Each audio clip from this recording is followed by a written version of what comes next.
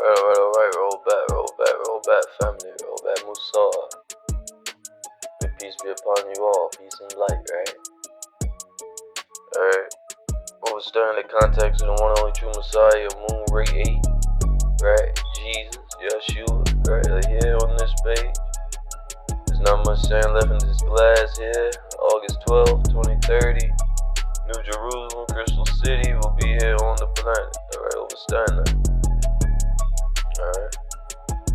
Also, understand that you as Earth are being inducted into the Federation of Planets, the Galactic Federation of Life. This is why you've been seeing and hearing about all these ET sightings. Right? This is why you've seen Hollywood take a leap into the ET world by making it comedic. Right?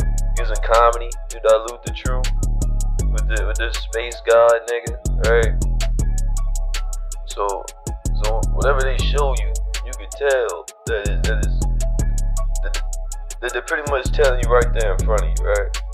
They're putting it right there in front of you. The best place to hide something in plain sight, right? On the tell live vision, right? Tell lies to your vision, right?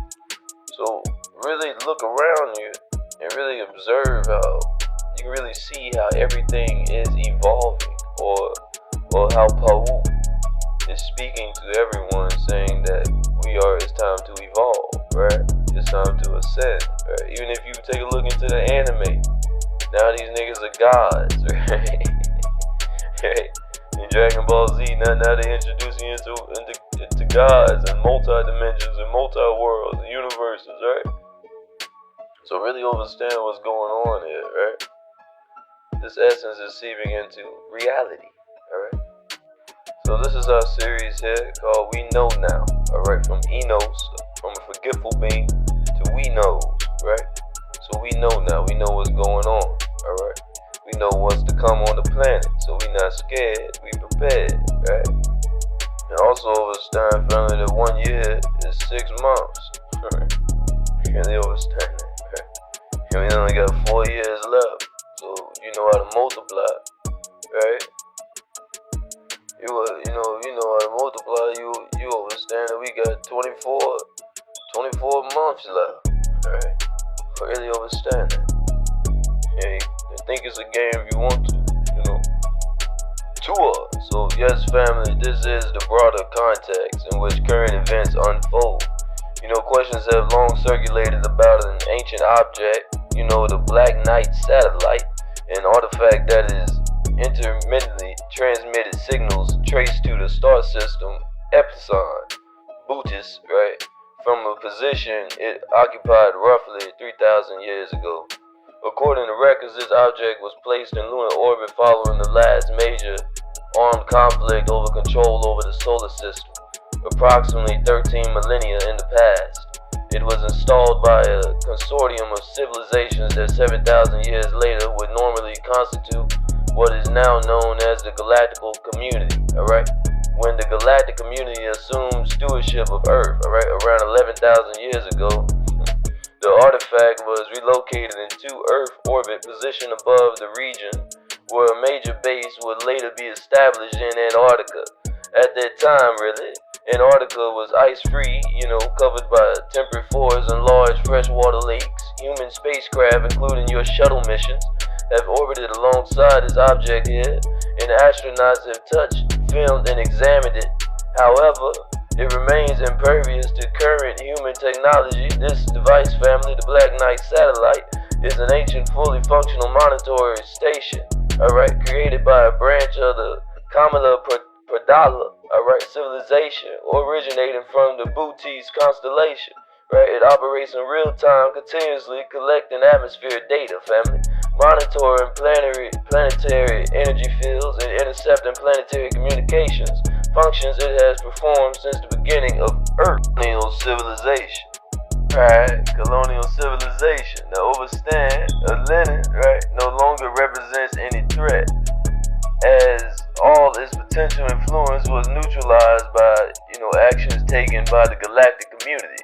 The Nibiru system, by contrast, remains en route under controlled conditions. its timing and visibility remains entirely on decisions made by the galactic community, okay? Which appears to be allowing Earth's, ruling elites to proceed far enough to expose their own intentions, right?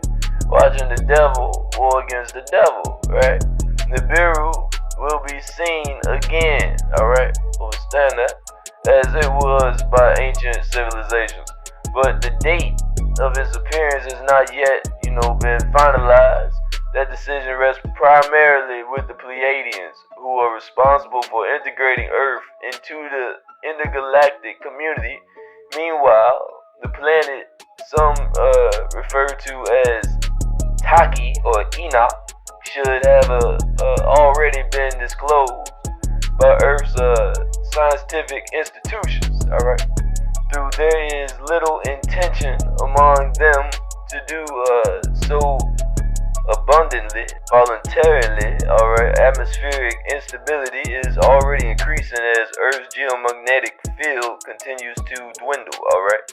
A natural, irreversible process as the solar system moves closer to the galactic equator, right? The magnetic field diminishes, family, and this allows greater absorption of solar, right, and cosmic, right, energy, alright. Now, this influx here will affect climate systems, alright, and accelerations internal planetary heating, right? Now, as magma temps rise, the planet's rotational axis, okay, begins a slow migration towards a new equilibrium point, alright? Understand these effects were expected to intensify in the early months, yeah? Economically, conditions are deteriorating for ordinary people, okay, while elite structures remain largely insulated. What appears as chaos is, from their perspective, a controlled scenario, much like a chess game. Remember that? Life's a chess, right? Life's a game of chess, not checkers, huh? Right? Remember that? In which the final objective is large-scale population reduction, right? We all remember that. That's the goal, population reduction, right?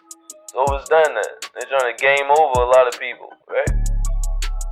So one of the simplest mechanisms for control is to provoke widespread unrest, right?